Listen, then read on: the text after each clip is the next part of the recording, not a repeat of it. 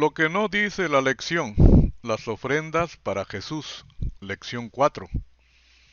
Veremos primero cómo el ministerio de nuestro Señor Jesucristo fue soportado financieramente y no fue mediante el diezmo y la ofrenda.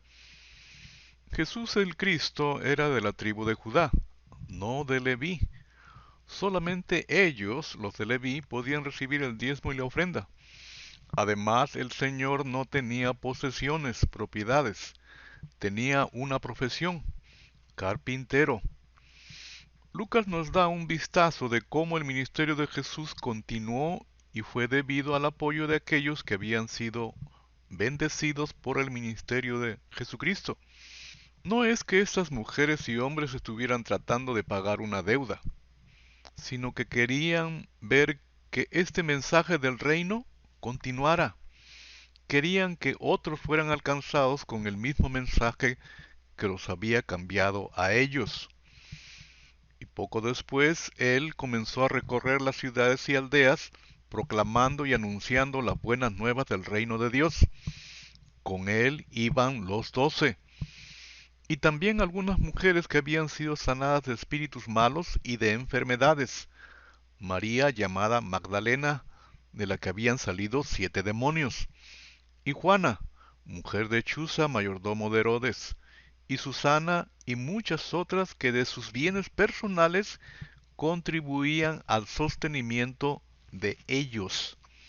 María Magdalena, Juana y Susana, más otras mujeres, proveyeron para ellos de sus recursos. La palabra griega traducido como recursos puede significar propiedad, posesiones, recursos o medios. Estas mujeres apoyaron financieramente a Jesús y su ministerio de sus propias finanzas. Algunos dirían que lo que le daban a Jesús era en realidad el dinero que ganaban sus maridos. Esto podría ser cierto en el caso de Juana, pero ella es la única con marido en este pasaje. María Magdalena no tenía marido y Susana no está emparejada con un marido en estos versículos. Esto significa que el dinero era de ellas. No sabemos cómo tenían esos recursos. Tal vez eran mujeres de negocios como Lidia y Priscila. Tal vez eran viudas. Pero ninguna de las mujeres ni sus recursos están atados a un esposo. Hemos de ver a Pablo cómo lidia con esta forma de sostenimiento de su ministerio. La iglesia en sus inicios mantenía a los apóstoles mediante donaciones, y él reclama este derecho. Si otros tienen derecho a este sustento de parte de ustedes, ¿no lo tendremos aún más nosotros? Sin embargo, no ejercimos este derecho, sino que lo soportamos todo con tal de no crear obstáculo al Evangelio de Cristo. Luego menciona el diezmo y la ofrenda como forma de sostenimiento. Dice, ¿no saben que los que sirven en el templo reciben su alimento del templo? ¿Y que los que atienden el altar participan de lo que se ofrece en el altar? En el siguiente versículo menciona otra forma de sostenimiento, pero como orden del Señor. Dice, así también el Señor ha ordenado que quienes prediquen el Evangelio vivan del Evangelio. Pero no me he aprovechado de ninguno de estos derechos, ni escribo de esta manera porque quiera reclamarlos. Prefiero morir a que alguien me prive de este motivo de orgullo. O sea, prefiere la independencia en cuanto al sustento. Sin embargo, cuando predico el Evangelio, no tengo de qué enorgullecerme, ya que estoy bajo la obligación de hacerlo. Ay de mí si no predico el Evangelio. O sea, es una orden del Señor, por lo cual no tenemos derecho a nada. En efecto, si lo hiciera por mi propia voluntad, tendría recompensa, pero si lo hago por obligación, no hago más que cumplir la tarea que se me ha encomendado. ¿Cuál es entonces mi recompensa? Pues que al predicar el Evangelio pueda presentarlo gratuitamente sin hacer valer mi derecho. Si es obligación predicar el Evangelio, oral o escrita, debe darse gratis. sin soporte de la iglesia, que era su derecho. En Hechos 20 nos menciona cómo es vivir del Evangelio. No he codiciado ni la plata, ni el oro, ni la ropa de nadie. Ustedes mismos saben bien que estas manos se han ocupado de mis propias necesidades y de las de mis compañeros. Con mi ejemplo les he mostrado que es preciso trabajar duro para ayudar a los necesitados, recordando las palabras del Señor Jesús: hay más dicha en dar que en recibir. Luego se menciona en otra parte: ¿estuvo mal que yo me humillara y os honrara predicándoos el Evangelio de Dios gratis? Acepté el apoyo financiero de otras iglesias tomando su dinero para poder servirles a ustedes.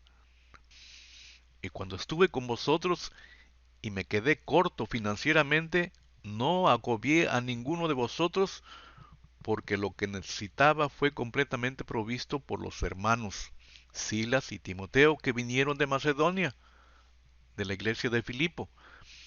Así que me guardé de ser una carga para ustedes de cualquier manera, y continuaré haciéndolo. Como la verdad de Cristo está en mí, mi jactancia de independencia no será silenciada en las regiones de Acaya. ¿Por qué? Porque no los amo ni les deseo lo mejor, ni tengo en cuenta vuestro bienestar. Dios sabe que lo hago, pero lo que hago continuaré haciéndolo, porque estoy decidido a mantener esta independencia para cortar el reclamo de aquellos que quieren una oportunidad para ser considerados tal como somos en las cosas de las que se jactan. Vemos aquí que Pablo recibió regalos ocasionalmente, cuando los cristianos de Macedonia le enviaron dinero voluntariamente, pero nunca aceptó dinero de los cristianos de Corinto, porque quería mostrarles que él era diferente de los falsos predicadores cristianos de ese lugar. Pablo nunca le pidió a nadie apoyo financiero en ningún momento y nunca insinuó acerca de sus necesidades financieras tampoco.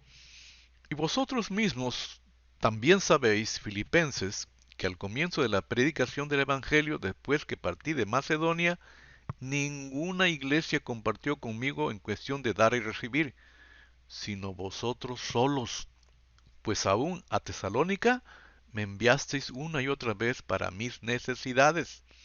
En ningún momento aceptamos comida de nadie sin pagarla. Trabajamos mucho de día y de noche a fin de no ser una carga para ninguno de ustedes. Por cierto, teníamos el derecho de pedirles que nos alimentaran, pero quisimos dejarles un ejemplo que seguir. Incluso mientras estábamos con ustedes les dimos la siguiente orden: los que no están dispuestos a trabajar, que tampoco coman. Si uno es capaz, pero no está dispuesto a trabajar para mantenerse a sí mismo o a su familia, es injusto que reciba la satisfacción de su necesidad proporcionada gratuitamente por aquellos que voluntariamente trabajan. Todos los creyentes eran de un solo sentir y pensar. Nadie consideraba suya ninguna de sus posesiones, sino que las compartían. Los apóstoles a su vez con gran poder seguían dando testimonio de la resurrección del Señor Jesús.